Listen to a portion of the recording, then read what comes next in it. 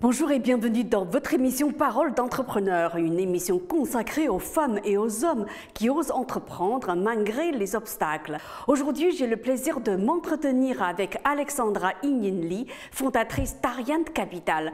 Elle va nous parler des nouvelles tendances qui émergent dans le domaine des transactions immobilières entre la France et la Chine, dans un contexte marqué par le Covid-19. Pour des raisons sanitaires, cette interview est réalisée à distance. Alexandra Yin Lee, bonjour. Est-ce que vous pensez que le Covid-19 a eu pour effet d'accélérer l'entrée dans une nouvelle ère de l'immobilier impulsée par les nouvelles technologies? Et comment votre agence s'est-elle adaptée? Nous n'avons pas eu besoin de nous adapter car nous étions pionnières dans ces domaines d'outils digitaux appliqués à l'immobilier. Ça fait un petit moment que nous avons constaté que la canal de communication usuelle, la plateforme immobilier, la presse spécialisée ne sont pas pertinents pour nos clients étrangers qui ne les consultent pas ou qui n'arrivent pas à comprendre ou à percevoir certains points forts de certains produits. Nos campagnes de marketing ressemblent plus à celles de produits de luxe, mélangeant le storytelling, des articles éditoriaux, expliquer le quartier de Paris, les biens présentés et aussi l'information du marché, illustré par de beaux visuels, de vidéos, de photos, tout consolidé par une équipe experte en immobilier qui pourrait renseigner le client d'une façon claire et percutante en chinois tout comme en anglais. Nous avons installé nos présences sur différents réseaux sociaux qui utilisent le chinois de Chine continentale, Weibo, Weixin, Douyin, 西瓜视频, Bilibili, aussi diaspora de chinois à travers du monde, Instagram, Facebook, TikTok, etc. Tout consolidé par une équipe d'experts immobiliers qui pourrait renseigner nos clients d'une façon claire et percutante en chinois comme en anglais. Tout ça contribue à forger une image de marque à la fois innovante et professionnelle et une notoriété grandissante dans l'immobilier de luxe auprès de nos clientèles chinoises. Vous venez de réaliser une vente d'un très bel appartement à Saint-Germain-des-Prés, avoisinant les 5 millions d'euros, acheté par un homme d'affaires chinois. Est-ce que vous pouvez nous raconter comment ça s'est passé? Nous avons réalisé des supports en 3D, de photos professionnelles et de vidéos de ce très bel appartement à Saint-Germain-des-Prés.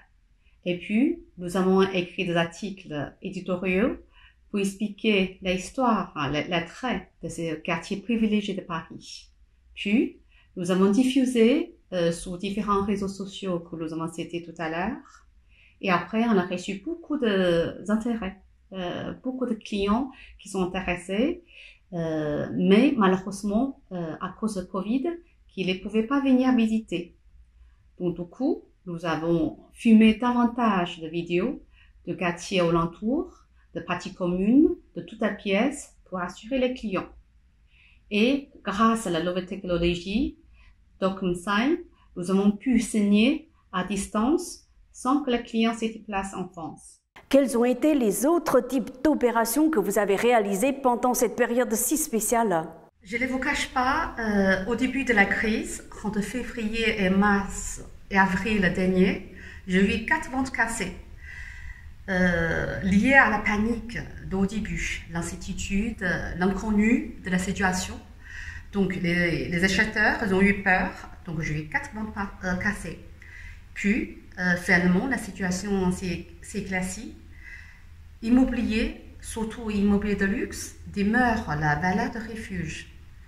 Selon l'étude de l'Observatoire de banque privée, la classe aisée préfère toujours investir dans l'immobilier, 63%, loin devant les actions, 48%, ou les fonds en euros. Donc aujourd'hui, nous avons continué à vendre des produits de biens de qualité à nos investisseurs. Dernier exemple, on a vendu un appartement rénové et meublé, situé dans un triangle d'or, à la première visite à plus de 16 000 euros le mètre carré. Qui sont vos clients?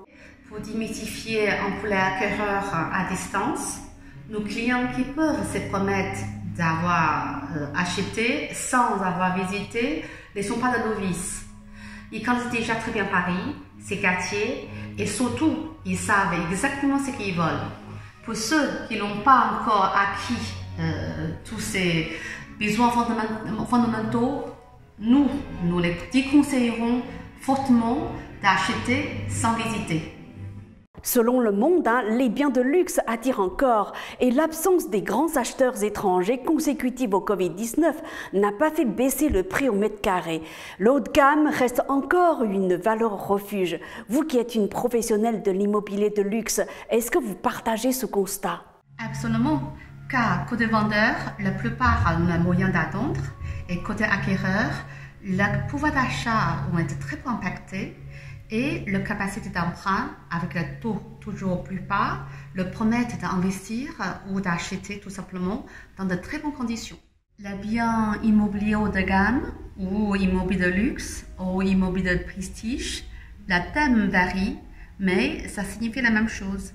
Les biens qui attirent la clientèle la plus fortunée par ses qualités intrinsiques, mais il y a un critère fondamental qui est l'emplacement, la qualité de l'emplacement.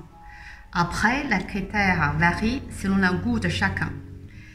L'architecture des immeubles, la qualité de construction, la vue, l'étage, la partie commune, la possibilité d'avoir une place de parking, etc.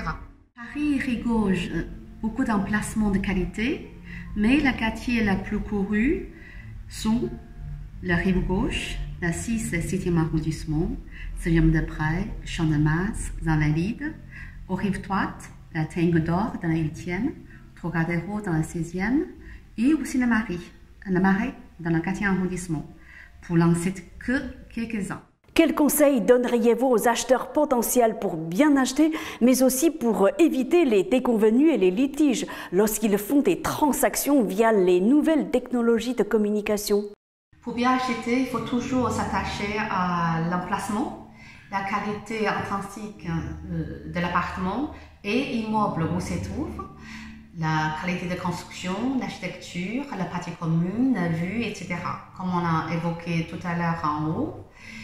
Et bien sûr, avoir un excellent notaire est aussi nécessaire parce qu'il peut s'assurer tous les problèmes qui ne sont pas décelables au premier vue.